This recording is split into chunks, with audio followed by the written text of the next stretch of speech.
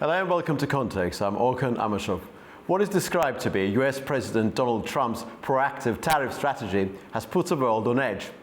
Economic sovereignty or self-inflicted chaos. Targeting Canada, Mexico, China and the European Union, his plans aimed at shielding US industries, bringing jobs back home and more than anything else, of course, reducing trade deficits. But the question is, at what cost? Markets are in turmoil, investors are jittery, and recession fears are mounting. Businesses reliant on import face soaring costs, while global partners threaten retaliation. The EU, already at odds with Washington, warns of countermeasures that could escalate into full-blown trade war.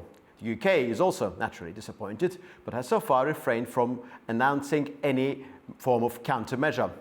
To some, this all may sound very dramatic and over the top, but still, will these policies fuel American manufacturing or will they backfire, driving inflation, isolating the United States and slowing its economic growth?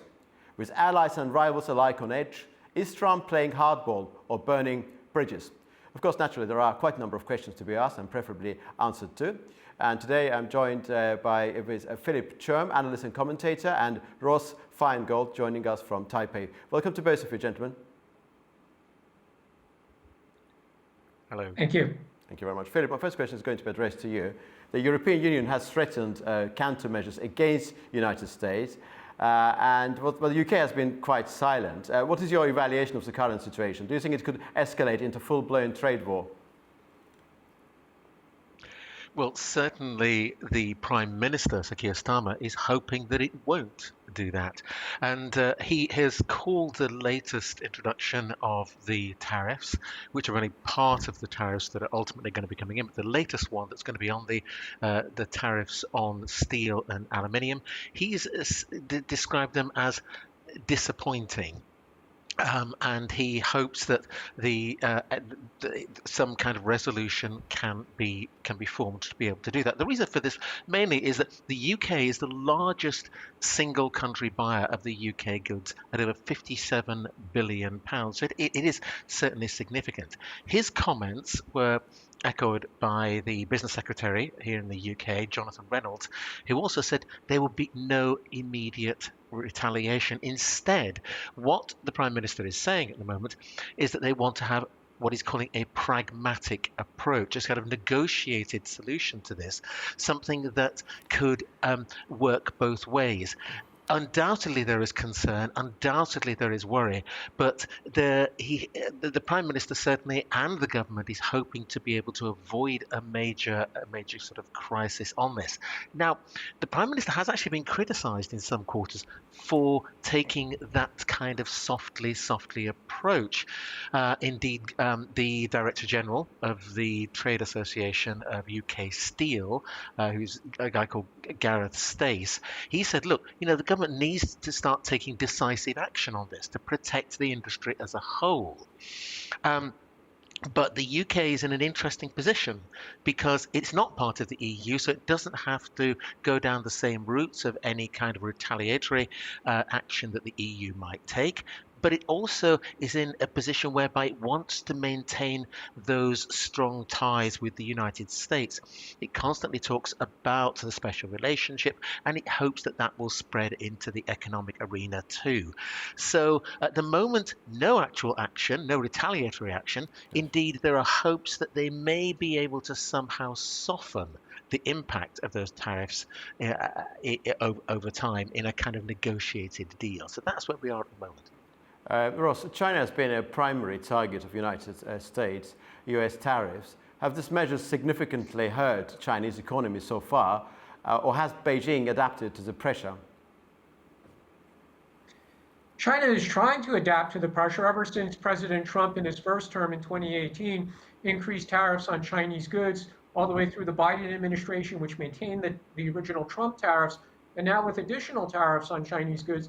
China has put a lot of effort into opening new markets in places like the Middle East, Africa, South America, but the United States is still an important export destination for China, and they certainly don't want to see this happen, and they're going to have to impose, or they've already started to impose, retaliatory tariffs on certain U.S. goods, most notably on certain agricultural products, because they know President Trump's base support includes a lot of agricultural states, or the voters in a lot of agricultural states.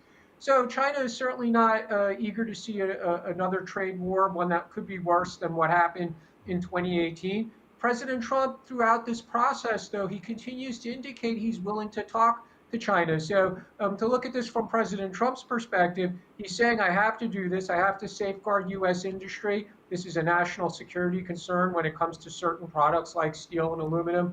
But he's willing to keep the door open. And even in recent days, there's been additional media reporting about the possibility of Trump and Xi Jinping meeting sooner rather than later this year. And Philip, what do you make of the position maintained by European countries, by continental European countries, by the EU as an institution? What are the major options available for the EU at this juncture?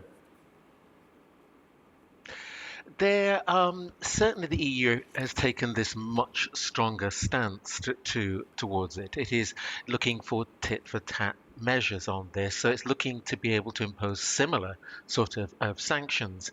But they are in some ways they're in a better position to be able to do that as a kind of united group.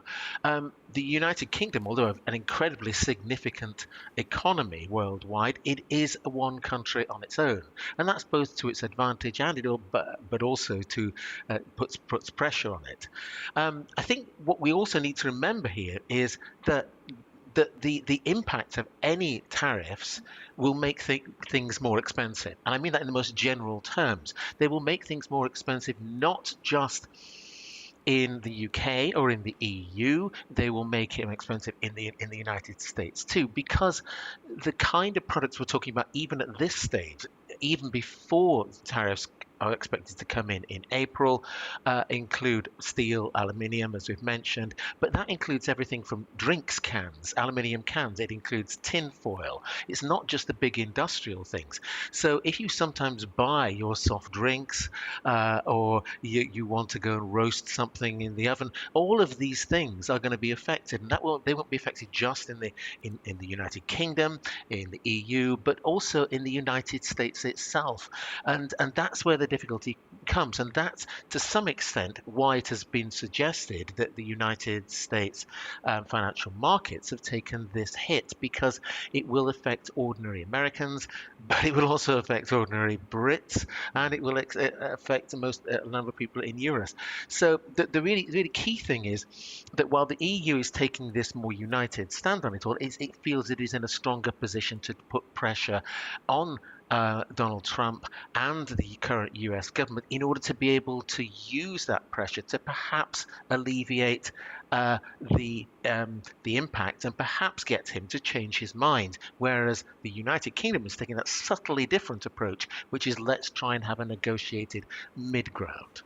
Indeed. Ross, some argue that bearing in mind that any challenge, any crisis also entails elements of opportunity, it would be fair to say that US tariffs have accelerated in some discernible way China's push for self-sufficiency in tech industry and also in manufacturing.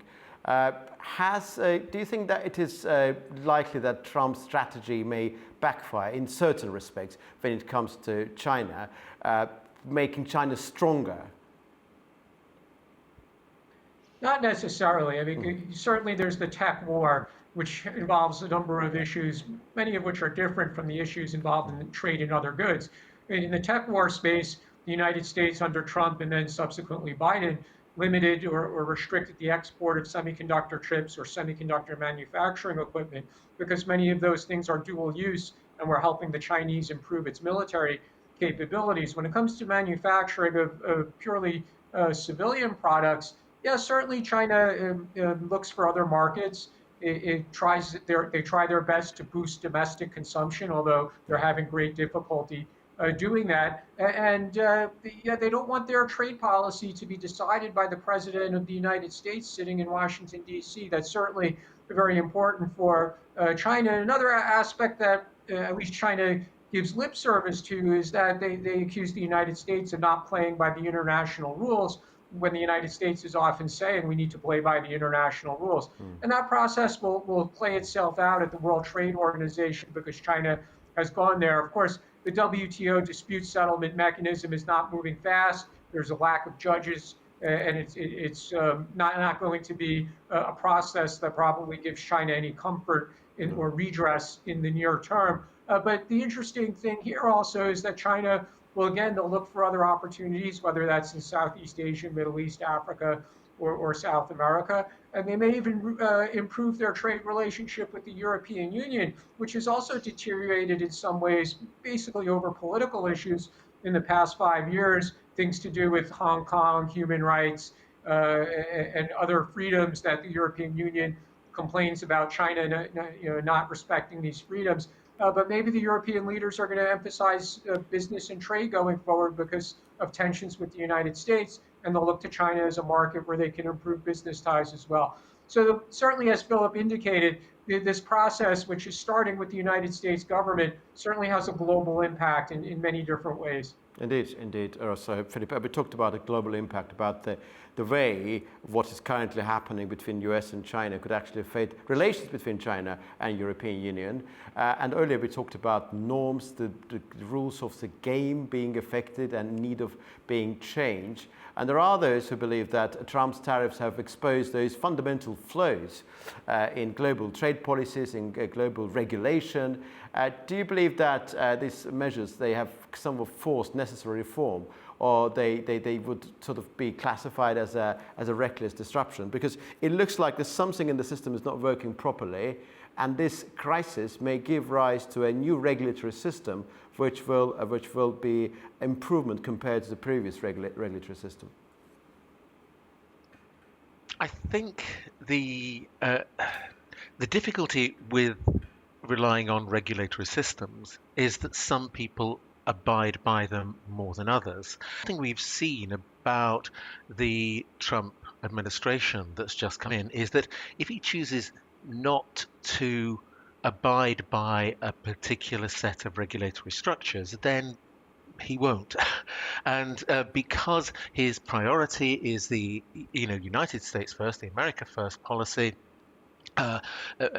improving the economy there, making the country much, much wealthier. And he's already made certain suggestions in the past that suggest that he may feel it necessary to perhaps ignore some of the international conventions, some of the other regulatory things that will affect that. Now, the thing that might raise him to some degree is the fact that economists are already suggesting that tariffs, such large-scale tariffs, will increase costs in the US, and so it will sort of inflation. It will mean that interest rates are higher, and that's exactly the opposite of what Donald Trump is hoping to do. To happen, he will need to rethink his own policies, but it's more likely to be as a result of some kind of backlash against his own policies, like a response, an economic response to that, I think, that will cause him to be able to change direction, than because there is an introduction of a new sort of regulatory structure, I feel. Ross, we know that China has already responded with its own tariffs on American goods, and would you describe these measures taken by China as being only reactive, or do they sort of constitute elements of a wider retaliatory strategy, which is still in the making? In the long run, in response to measures taken by Washington, what are the fundamental linchpins that you would be able to describe, classify, refer to as the key elements of Chinese big thinking when it comes to this long-term implications of trade war with the United States? Most of China's actions are reactive rather than proactive. They want to portray themselves as not being the country which is failing to play by the rules of the WTO agreements or regional trade agreements that China is a part of, such as the Regional Comprehensive Economic Partnership, the RCEP. that China is a part of with the ASEAN countries and a few other countries in Asia. So they tend to be reactive. They're imposing retaliatory tariffs on certain products from the U.S. And they want to be seen as rising above the fight. They're not going to make the personal criticisms of the United States that we might hear President Trump. President Trump might say something like that other countries stole our industry. And China's not going to Chinese leaders tend not to make remarks like that about the United States. And the hope for China, though, is still that they can get in a room with President Trump and work out a deal. They believe that's what President Trump wants to do. President Trump prefers to work out bilateral agreements with the leaders of other countries directly. He's not a fan of multilateral meetings or multilateral organizations, so he clearly prefers the one-on-one environment. And that's why there's talk about a meeting between Trump and Xi Jinping. We also have to keep in mind that in January 2020, in Trump's first term final year, he did reach a trade agreement with China. It was called the Phase 1 trade agreement, and China had committed to buy a tremendous amount of agricultural products from the United States. Unfortunately, the pandemic spread around the world literally days or weeks after that Phase 1 trade agreement was signed, and China never achieved the purchasing goals that were in that Phase 1 agreement. That's why Trump talks so much about meeting Xi Jinping, and he never insults Xi Jinping, because he's still hoping that one-on-one he could extract new commitments from China to buy additional U.S. products, most notably agricultural products. Philip, we know what's happening in the context of transatlantic alliance worldwide. We know that Russia sided with United States. Actually, United States sided with Russia against UK and France at UN General Security Council and General Assembly 2 weeks ago. So some tectonic shifts are happening, and we don't know what will happen next. Given the EU's focus on free trade, would it be fair to say that with Trump's current approach may potentially push Europe toward stronger alliances with China, other global powers? I think we have seen historically that the EU has always been a little bit cautious of getting too close to China, both economically or politically. But undoubtedly, the links are already there. Industrially, the amount of imports that come in from China and the relations, the cultural and economic relations do exist. But so I think it would be a long time before it was seen that there would be a much stronger relationship between China and the European Union. The European Union would want to be able to prove that it can exist very much as an economic entity in its own right before that was to happen. I don't know if Ross will be able to confirm this, but I would also think that China would probably want to concentrate on BRICS economies before it started looking too closely to the EU. But I stand to be corrected on that.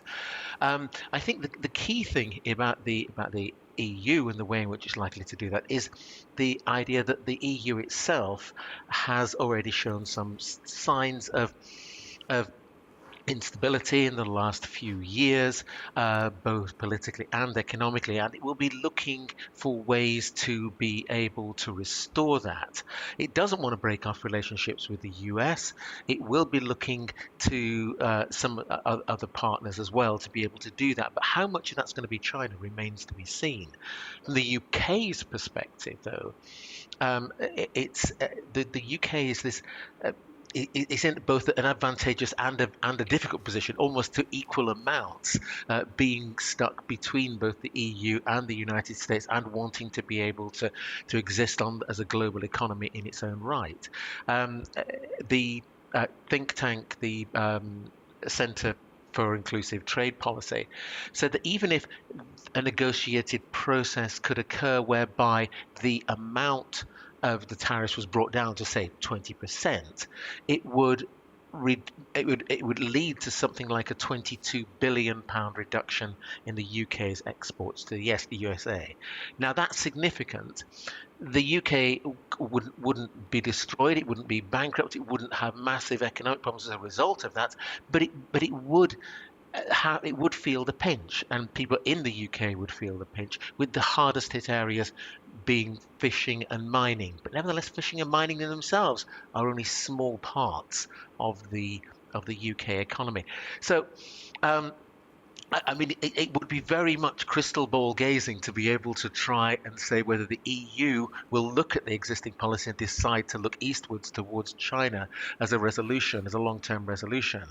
But I don't think we're going to see that in the next couple of years. Ross, I would like to address the self-same question to you as well, if I may. The difficulty for the EU with China is on the political side, in addition to the trade side. But politically, there's so much concerns about Chinese policy, again, whether that's human rights generally, the changes in the political environment in Hong Kong, allegations of forced labor involving the Uyghur population in Xinjiang. Tibet has been a long-running issue. So it's very hard for the EU to do anything that looks like it's politically closer to China. We're giving China a pass on those issues. Now, there are some EU countries which are very happy with their trade relationship with China at the moment. Hungary comes to mind. Chinese companies have been investing in Hungary, and Orban is going to be a voice to say, let's improve the relationship with China. On the other hand, there are countries that are very vocal in their opposition to China, such as Lithuania, which faced a lot of retaliatory trade action from China after Lithuania agreed that Taiwan could set up a representative office using the name Taiwanese Representative Office, which differs from the name Taipei. Taiwan's representative office is usually used. They're usually called the Taipei Representative Office, but Lithuania agreed it could be called the Taiwanese Representative Office. And this really caused a very angry reaction from China, withdrew their ambassador and retaliated against Lithuanian goods trying to enter the Chinese market. So there's voices on both sides of that debate in China. But ultimately, if we think about a country, such an important economy like Germany, they still want to export their cars to China. They still want to manufacture cars in China. So there are always going to be voices in the industrial space putting pressure on politicians to say we want to have a smooth relationship with China. Even though China's economic growth has slowed in recent years, it's still a huge market with enormous potential. Indeed, very recently, just before the elections in Germany, I think one commentator very wisely summarized the problems of German economy, saying that Germany was very much heavily dependent on American security, Russian gas and Chinese markets, and all of those three linchpins are not longer working in the way they used to work. Well, thank you very much, gentlemen, and so grateful to you for your time. Thank you. This was Philip Chom, analyst and commentator who joined from London, and Ross Feingold, political risk analyst who joined from Taipei. As the dust settles, one question remains. Has Trump's tariff strategy strengthened the US economy or pushed it toward isolation? Businesses face rising costs, markets remain volatile, and global partners from the European Union to China are striking back with countermeasures. For some, these policies are about economic sovereignty and protecting American industries. For others, they risk trade wars, inflation, and long-term damage to global cooperation. With retaliation mounting and recession fears growing, is this the price of rebuilding America's economic might and power, or the cost of misguided strategy? The truth is that one does not know. The time will show. Thank you very much indeed. See you very soon.